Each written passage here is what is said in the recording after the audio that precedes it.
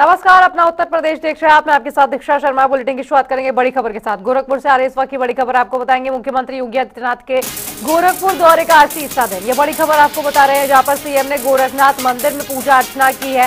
गोवर्धन पूजा के अवसर पर गायों को गुड़ वाली रोटी खिलाते हुए नजर आए और गोवर्धन पूजा की प्रदेशवासियों को बधाई भी दी।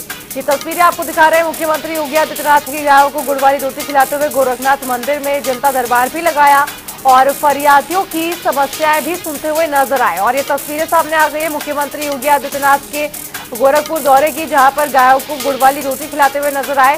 गोरखपुर दौरे के तीसरे दिन पर है आज मुख्यमंत्री योगी आदित्यनाथ। जनता दर्शन की खबरें और आपको बताएं कि गोवर्धन पूजा की प्रदेशवासियों को बधाई भी दी। और इतना ही नहीं, जनता दरबार की तस्वीरें भी सामने आ गई हैं और जनता दरबार लगाते हुए अधिकारियों को स्पष्ट दिशा निर्देश दिए कि फरियादियों की समस्याएं जल्द समझ हो। फरियादियों की समस्याएं सुनते हुए नजर आए मुख्यमंत्री योगी आदित्यनाथ। आज गोरखपुर दौरे के तीसरे दिन पर है मुख्यमंत्री। अधिकारियों को तत्काल निस्तारण के निर्देश दिए। सीएम योगी के गोरखपुर दौरे का आज तीसरा दिन और इस दौरान गायों को रोटी खिलाते हुए, गुड़ की रोटी खिलाते हुए नजर आए और गोवर्धन पूजा की हार्दिक शुभकामनाएं दी।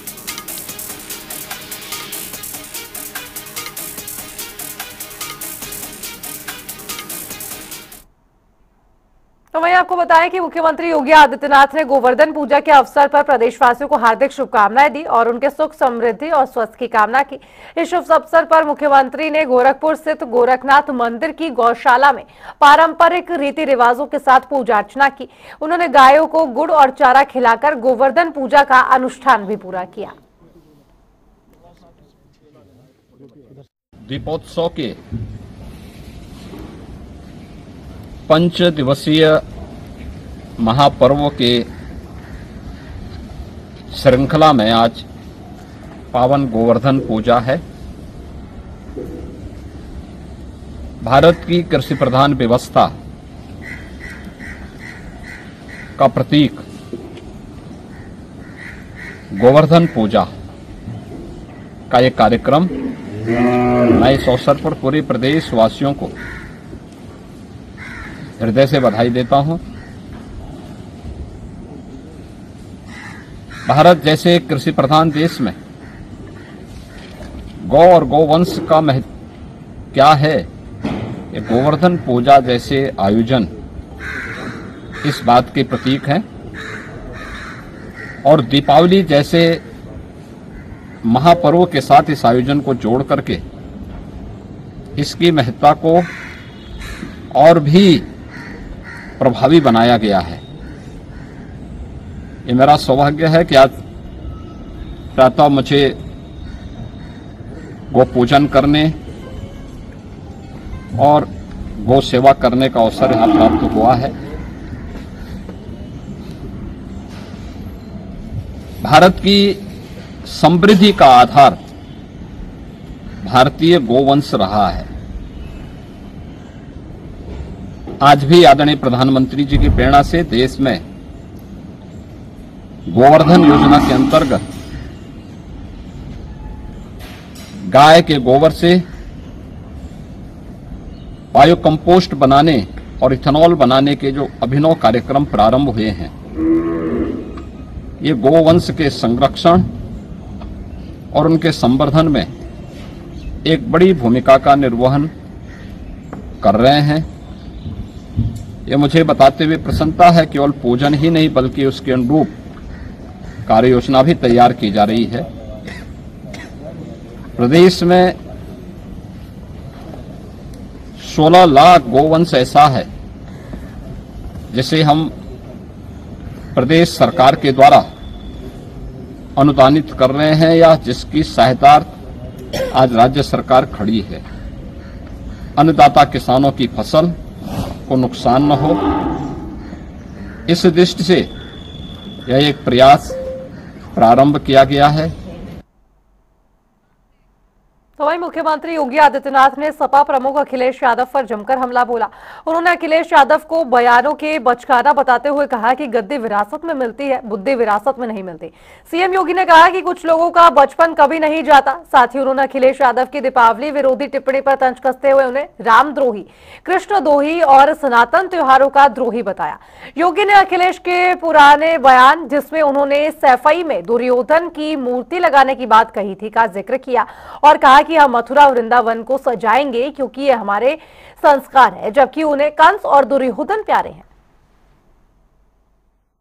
परसों हम लोगों ने अयोध्या में 26,17,000 दीप प्रज्वलित किए हैं। 26,17,000 दीप प्रज्वलित किए हैं अकेले अयोध्या में। पूरे प्रदेश के अंदर जो मेरे पास आंकड़े आए थे कि उस दिन 1,51,00,000 दीप अलग अलग स्थानों पर प्रज्वलित हुए थे। यानी ये वही प्रदेश है। और समाजवादी पार्टी को इसमें भी परेशानी थी। आपने देखा होगा, उन्होंने कहा ये दीप जलाने की आवश्यकता क्या है।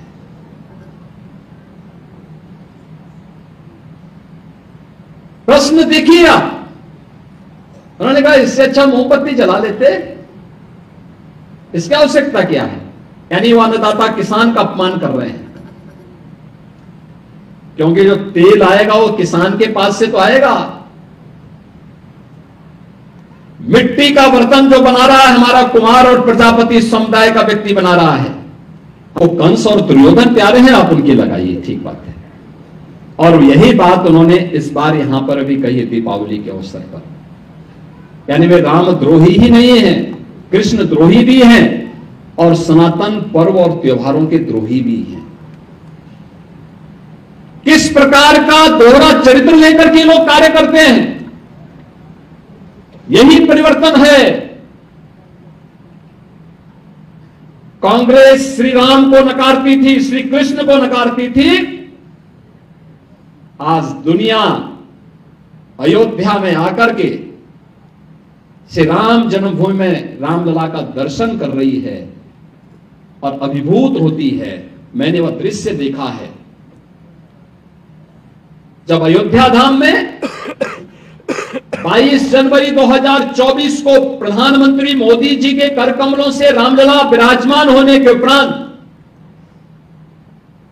उस दिन समाज के अलग अलग नेतृत्व वर्ग ने अयोध्या धाम में दर्शन किया था, रामलला का दर्शन किया था। तो वहीं आपको बताएं कि दीपावली के बाद उत्तर प्रदेश के कई शहरों में हवा की गुणवत्ता बुरी तरह से बिगड़ चुकी है।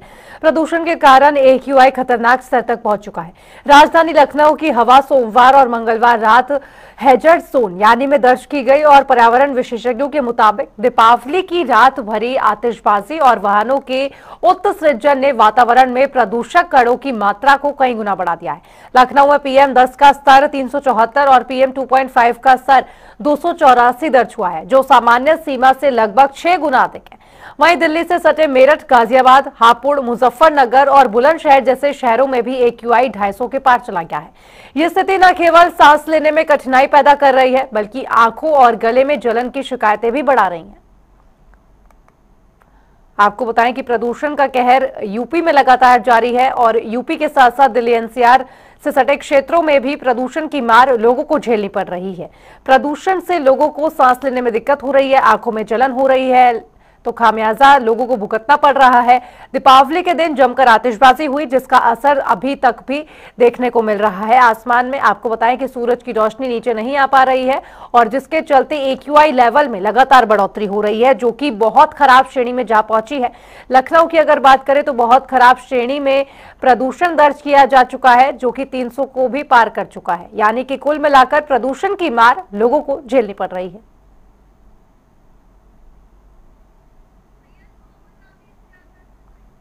और प्रयागराज से हमारे संवाददाता सैयद मोहम्मद आमिर और भी ज्यादा जानकारी के साथ जुड़ गए हैं। सैयद, जिस तरीके से लगातार दीपावली पर जमकर आतिशबाजी हुई, उसके बाद प्रदूषण की मार झेल रहे हैं लोग, अस्पतालों में क्या कुछ स्थिति है और अभी फिलहाल क्या कुछ स्थिति AQI की? देखिए, बात करी जाए AQI की तो प्रयागराज में अभी भी करीब 200 के करीब है और अभी 191 लाख 198 है और सबसे बड़ी बात है कि जो एक्यूआई है लगातार है, क्योंकि जो 50 तक हमारा नॉर्मल होता है, 50 के बाद लगातार हवाएं जहरीली होती जाती है। और इसके बाद जो अभी एक्यूआई है प्रयागराज का वो करीब 198 है और इसी तरह से लगातार 200 के आसपास बना हुआ है और खतरे के निशान के समीप है। और जिस तरह से सांस लेने की अगर बात करी जाए तो हवा में जिस तरह से प्रदूषण है तो उस तरह से सांस लेने में समस्या तो महसूस हो ही रही है। बाहर जो हवा में फ्रेशनेस होती थी वो दूर दूर तक नहीं है ताजगी।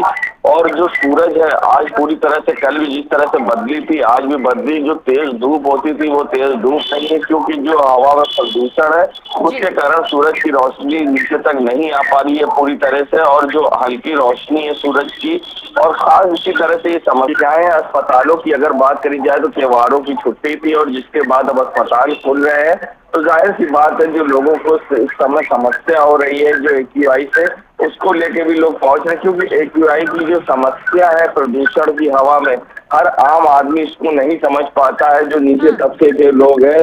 तो जाहिर सी बात है वो सर्दी और अन्य समस्याओं को लेके, सांस लेने में समस्याओं को लेकर डॉक्टर के पास पहुंचते हैं। मगर जो पटाखे के जो आतिशबाजी हुई है उसके कारण प्रयागराज की हवाएं कहीं ना कहीं जहरीली है। और साथ ही जिस तरह से लखनऊ और पूरे प्रदेश में पूरी आतिशबाजी हुई है, तो अगर बात करी जाए एक्यूआई की तो पूरे प्रदेश का खराब है।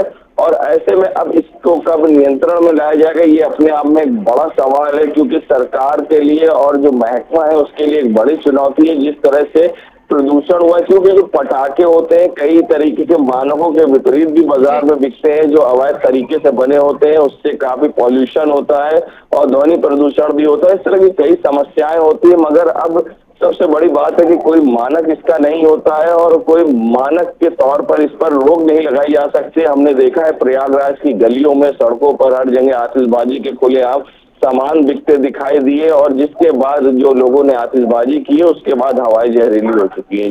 जी जिस तरीके से आपने बताया उसके बाद क्या कुछ अभी फिलहाल सरकार द्वारा कदम उठाए जा रहे हैं और क्या पराली जलाने को लेकर सरकार कोई विशेष कदम उठा रही है? क्योंकि दीपावली के बाद आतिशबाजी तो हुई है लेकिन कहीं ना कहीं सरकार का ये भी कहना है कि पराली जलाने से ज्यादा मामले सामने आ रहे हैं और प्रदूषण में लगातार इजाफा हो रहा है। तो पराली जलाने को लेकर कृषि विभाग क्या कुछ सख्त कदम उठा रहा है और क्या पानी का छिड़काव किया जा रहा है प्रदूषण को रोकने के लिए? देखिए, जिस तरह से उम्मीद थी कि नगर निगम के द्वारा सैनिटाइज कराया जाएगा, पानी का छिड़काव यानी कराया जाएगा, वो अभी दूर दूर तक नजर नहीं आया है। क्योंकि छुट्टियों के कारण आधे से ज्यादा कर्मचारी जो छुट्टियों पर थे दीपावली की, और अब जब जो लौटते हैं तो उस पर आज से नगर निगम किस तरह से काम कराता है ये भी एक देखने वाली बात होगी कि नगर निगम छिड़काव कराता है कि नहीं कराता। और पराली को लेकर जैसे कि पहले भी सरकार की रोक रही है और ऐसे में पराली अगर कोई चुपचाप से जलाता तो उसके खिलाफ कार्रवाई भी होती है। फिलहाल अब देखना होगा कि आगे इस पर किस तरह से सरकार की ओर से निर्णय लिया जाएगा और किसान पराली का क्या करते हैं ये भी एक देखने वाली बात होगी। जी सैयद मोहम्मद आमिर, बहुत बहुत शुक्रिया आपका इस तमाम जानकारी पर अपडेट साझा करने के लिए, दर्शकों तक की बात पहुंचाने के लिए कि प्रयागराज में अभी भी प्रदूषण का कहर लगातार जारी है और लोगों को सांस लेने में दिक्कत हो रही है। तो वहीं नगर निगम द्वारा अभी फिलहाल कोई भी ठोस कदम नहीं उठाया जा रहा है।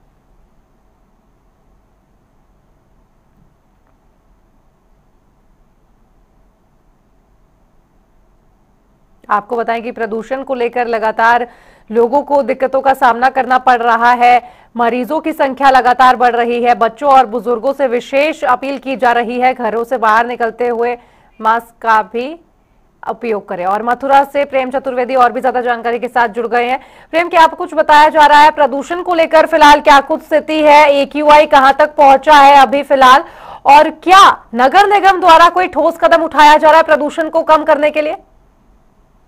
जी, मैं आपको बताना चाहूंगा जो प्रदूषण है, जो दीपावली के दिन जो दीपावली पर जो त्योहार पे जो भटकना जो पटाखे फोड़े जाते हैं इसको लेकर के वातावरण में प्रदूषण काफी है। और इसको लेकर इसके अलावा जो पराली जो किसान लोग जला रहे हैं इसको लेकर भी काफी प्रदूषण बताया जा रहा है। लेकिन हालांकि जो जब लोगों से जब बातचीत करते हैं तो ये बोलते हैं कि जो दिवाली का त्योहार है इस पर पटाखे ना फोड़े तो हम कब फोड़ेंगे। हालांकि प्रदूषण भी है और जो गाड़ियों का है प्रदूषण उसको भी उससे भी माना जा रहा है कि हाँ प्रदूषण है।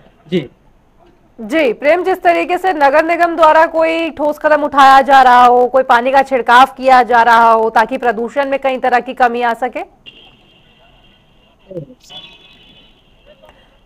लगता है आवाज नहीं पहुंच पा रही प्रेम के पास।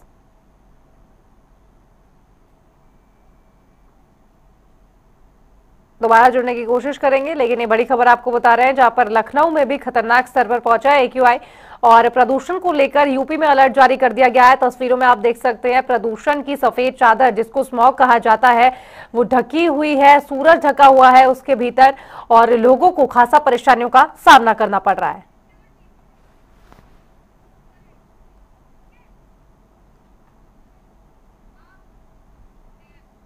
और चलिए बढ़ेंगे आगे, रुक करेंगे इस वक्त की बड़ी खबर का। बड़ी खबर आपको बताएंगे दीपावली और छठ पर चल रही है 145 पूजा स्पेशल ट्रेन।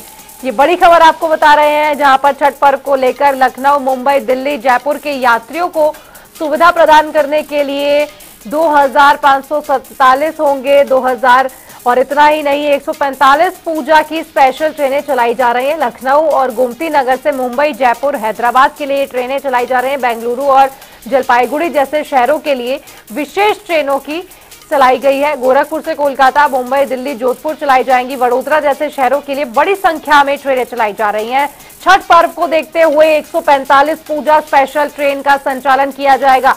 लखनऊ, मुंबई, दिल्ली, जयपुर के यात्रियों को सुविधा हो सके इसके लिए ये स्पेशल ट्रेनें चलाई जा रही हैं और 2547 फेरे लगेंगे। लखनऊ से विशेष ट्रेनें चलाई जाएंगी, ये बड़ी खबर आपको बता रहे। लखनऊ और गोमती नगर से मुंबई, जयपुर, हैदराबाद, तो वहीं आपको बताएं कि बेंगलुरु और जलपाईगुड़ी जैसे शहरों के लिए विशेष ट्रेनें चलाई जा रही हैं। गोरखपुर से कोलकाता, मुंबई, दिल्ली, जोधपुर जा सकेंगे यात्री और गोरखपुर से कोलकाता, मुंबई, दिल्ली, जोधपुर, वडोदरा जैसे शहरों के लिए बड़ी संख्या में ट्रेनें चलाई जा रही हैं। कहीं ना कहीं छठ पर्व को लेकर और हमारे संवाददाता अंकुश जायसवाल और भी ज्यादा जानकारी के साथ जुड़ गए। अंकुश, क्या कुछ बताया जा रहा है दीपावली को लेकर और छठ पर्व को लेकर? खासतौर पर लखनऊ से विशेष ट्रेनें चलाई जाएंगी। लखनऊ और गोमती नगर से मुंबई, जयपुर, हैदराबाद में जितने भी यात्री हैं उनको सुविधाएं मिले, इसके लिए स्पेशल ट्रेनों का संचालन भी किया जा रहा है। देखिए दीक्षा, दीपावली का जो त्योहार है चल रहा है और अभी भी आपको बता दें कि आज अगर बात की जाए तो आज गोवर्धन पूजा है और कल भैया दूज है। और आपको बता दें कि 25 तारीख को, आने वाली 25 तारीख यानी शनिवार को जो है छठ पर्व की शुरुआत हो रही है। शाम को नहाए खाए के साथ छठ पर्व की शुरुआत होगी, जो 28 अक्टूबर को सुबह प्रातः अर्घ देने के साथ उसकी समाप्ति होगी। तो लगातार जो त्योहार है वो एक सप्ताह भी और चलेगा, जिसको लेकर के जो है पूरी तरह से जो रेलवे है वो अलर्ट पे है और साथ साथ जो आपको बता दें जो रोडवेज की सेवाएं हैं वो लगातार निरंतर चल रही, ताकि जो यात्री हैं वो जो अपने गंतव्य पे जाना चाहते हैं उनको किसी प्रकार की असुविधा ना हो। विशेष ट्रेनें जो है रेलवे की ओर से चलाई गई है, चाहे बात की जाए लखनऊ से मुंबई जाना हो, दिल्ली जाना हो, जयपुर जाना हो, सभी के लिए सुविधा की गई। इन दिनों कम से कम जो है 2547 जो है इनके चक्कर लगाए जाएंगे, ताकि जो है लोग, क्योंकि त्योहार भाई दूज की अगर बात की जाए, कल भाई दूज है, उसके बाद सीधे 25 तारीख को जो है छठ पर्व की शुरुआत हो रही है। तो सभी को हालांकि देखने उसकी इतनी सुविधा होने के बावजूद भी जो स्टेशन हैं, चारबाग स्टेशन हो या फिर अन्य स्टेशन, सभी में भीड़ तब भी यात्रियों की देखी जा रही है और रोडवेज के जो बस स्टॉप है वहां पर भी भीड़ देखने को मिल रही है। तो फिर भी पूरी तरह से प्रशासन अलर्ट मोड पे है ताकि किसी प्रकार की यात्रियों को असुविधा न हो। जी, बहुत बहुत शुक्रिया अंकुश आपका इस तमाम जानकारी पर अपडेट साझा करने के लिए। ये बड़ी खबर आपको बता रहे थे लखनऊ से, जहां पर लखनऊ से विशेष ट्रेनें चलाई जाएंगी। छठ पर्व को लेकर सरकार पूरी तरीके से तैयार है, तो वहीं रेलवे प्रशासन ने भी अपनी तैयारियां पूरी कर ली हैं।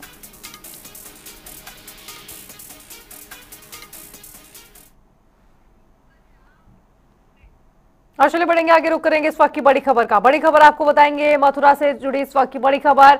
वृंदावन रोड और आजई स्टेशन के बीच हादसा देखने को मिला। ये बड़ी खबर आपको बता रहे हैं, जहां पर कोयला लदी मालगाड़ी के 12 डिब्बे पटरी से उतरने का मामला सामने आया है। रेलवे ट्रैक क्षतिग्रस्त होने से कई ट्रेनें भी प्रभावित हुई हैं और अप डाउन दोनों लाइन पर रेल संचालन ठप कर दिया गया है। मेवाड़ संपर्क क्रांति, केरला और कर्नाटक एक्सप्रेस रुक गई है। रेलवे अधिकारियों ने मौके पर पहुंचकर मामले की जांच भी तेज कर दी है। ये बड़ी खबर आपको बता रहे, यात्रियों की सहायता के लिए स्टेशन पर हेल्प डेस्क भी खोल दिए गए हैं।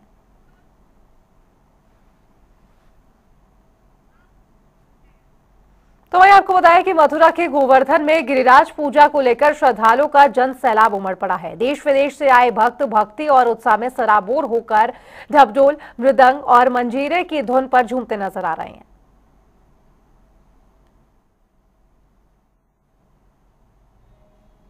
30 सालों से आ रही हूँ, मेरा 21वां चल रहा है, क्योंकि में 21 साल हो गए मुझे गोवर्धन पूजा में आते हुए। हम हर साल दिल्ली से यहाँ पर आते हैं, खूब सारे पकवान लेकर आते हैं और आज भी लोग जितने मुझे सुन रहे हैं, देख रहे हैं, मैं उनसे यही निवेदन करूंगी कि आप लोग इधर गोवर्धन पूजा में आइए, स्वादिष्ट पकवान हमारे गोवर्धन महाराज को चढ़ाइए ताकि बदले में हमें ब्रजवास मिले, खूब भक्ति मिले और हम हर साल इधर आते रहें। क्योंकि आप देख सकते हैं कि माहौल दीपावली का भी माहौल है, तो अगले दिन ही हम बिल्कुल दीपावली के अगले दिन हम गोवर्धन पूजा मनाते हैं और हर जगह इतनी चहल पहल, इतना लोगों का, और हर देश से, मैं कह रही हूँ हर देश से इतने समस्त अलग अलग तरीके देशों से इतने लोग आते हैं, यहाँ पे भोग चढ़ाते हैं। गोवर्धन तलहटी के गौड़िया मठ पर यहाँ पे आप देख सकते हैं कि श्रद्धालुओं का गोवर्धन पूजा के पर दिन कितना सैलाब है, जमावड़ा है और कितना सराबोर हो रहे हैं अपनी कृष्ण भक्ति को लेकर के। आप ये देख सकते हैं कि राधे कृष्ण की महिमा में गुणगान किए हुए हैं। मेरे साथ मौजूद है, इनसे बात कर देंगे। Where are you from? I'm from Italy. How do you enjoy the festival in Govardhan? Very much. Beautiful. Thank you, Radhe. And this time is festival. This time is festival. How do you enjoy it? Very much. It's beautiful. Shila Madhava Maharaj and Govardhan. Acharya Sri are great. So, very fortunate. Also, Radharani is mercy. ये हमारे साथ कुछ प्रतिनिधि सी महिलाएं थी, इन्होंने बताया कि बहुत अच्छा है और ये भी आता है कि जो देश विदेश से लोग श्रद्धालु आते हैं। हमारे साथ और भी लोग मौजूद हैं। क्या नाम है आपका? ममता देवता। कहाँ से? नवदीप से। नवदीप मायापुर। कैसा लग रहा है आपको? बहुत अच्छा लग रहा है। अच्छा, तो आप गोवर्धन पूजा के लिए आई है क्या? हाँ, गोवर्धन पूजा के लिए आए। आज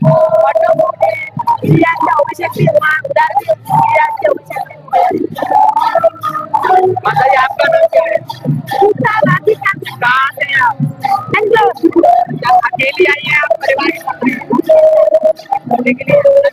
कैसा लग रहा है आपको? अच्छा लग रहा है। हमारे साथ मौजूद है विदेशी महिलाएं मौजूद है, देश विदेश से लोग श्रद्धालु यहाँ पे कान्हा की भक्ति में रमे हुए हैं। आप देख सकते हैं कि जो कीर्तन हो रहा है, सराबोर हो रहे हैं। आप यहाँ पे हर कोई कृष्ण की भक्ति के लिए सराबोर हो रहा है। जनता टीवी के लिए प्रेम चतुर्वेदी, मथुरा। और चलिए रुक करेंगे ताबड़तोड़ खबरों की ओर। झांसी में 2 व्यक्तियों की तालाब में नहाने के दौरान डूबकर मौत। पोस्टमार्टम के बाद पुलिस ने भेजा शव, आगे की कार्रवाई जारी। अलीगढ़ में बाइक और ट्रैक्टर ट्रॉली में जोरदार भिड़ंत। हादसे में बाइक सवार एक युवक की मौत, जिला अस्पताल में उपचार जारी। फतेहपुर में गंगा नदी में तैरता मिला 2 लोगों का शव, पुलिस ने शव करवाया पोस्टमार्टम। अज्ञात शवों की पहचान का प्रयास जारी। फतेहपुर में दिखा तेज रफ्तार का कहर, अनियंत्रित बोलेरो ने फल विक्रेता और बाइक सवारों को मारी टक्कर। हादसे में कार सवार 3 लोग और बाइक में सवार 2 लोग घायल। और चलिए रुक रहे एक छोटे से ब्रेक के लिए, आप देखते रहिए जनता टीवी।